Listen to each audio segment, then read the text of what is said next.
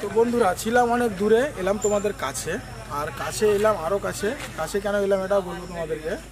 কারণ হচ্ছে আমাদের যে দেখো বাংলা চ্যানেলটা ছিল, সেই চ্যানেলটা আমাদের অনেক দিন ভিডিও দিতে পারিনি। আর তোমাদের সাপোর্টে আমরা অনেকটা দূর এগিয়ে গেছিলাম। চ্যানেলটা আমাদের মনিটাইজ হয়ে গেছিলো এবং ওটাতে 25 সামথিং কিছু ডলার আমাদের ঢুকে রয়েছে।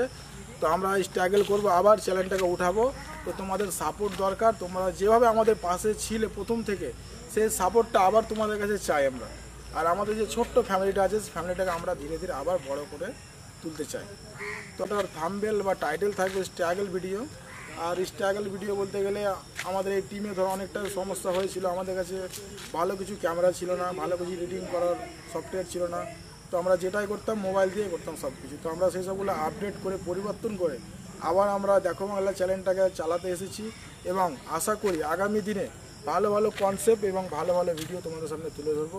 তোমরা এভাবেই আমাদের পাশে থেকো আর দেখতে থাকো দেখো বাংলা। আর দেখো বাংলা চ্যানেল নিয়ে তোমাদেরকে যে বলবো কথাটা আমার, যে আমরা কীভাবে চ্যানেলটা স্টার্টিং করেছিলাম প্রথম থেকে নিয়ে শেষ অবধি। তো চ্যানেলটা আমরা স্টার্টিং করেছিলাম।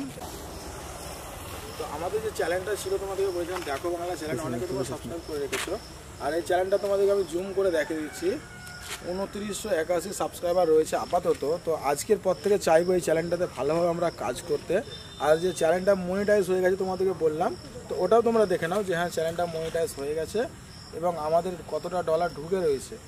তো এই চ্যানেলটাকে আমরা চাই আবার নতুন করে স্টার্ট করতে। তো প্লিজ তোমরা পাশে থেকো। আর ভিডিও ছাড়া বন্ধ করবি না তো? না, ভিডিও ছাড়া আর বন্ধ হবে না, ভিডিও কন্টিনিউ আসবে, তোমাদের সঙ্গে ওয়াদা করছি। এবার থেকে কন্টিনিউ আমাদের ভিডিও আসবে।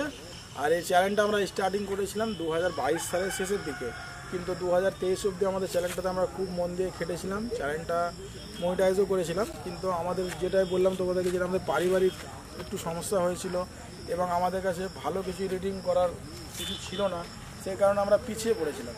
তো আমরা চাই এই চ্যানেলটাকে আবার এগিয়ে নিয়ে যেতে। আর আশা করি তোমরা আমাদের পাশে থাকবে, এতটুকুনি বলতে চাই।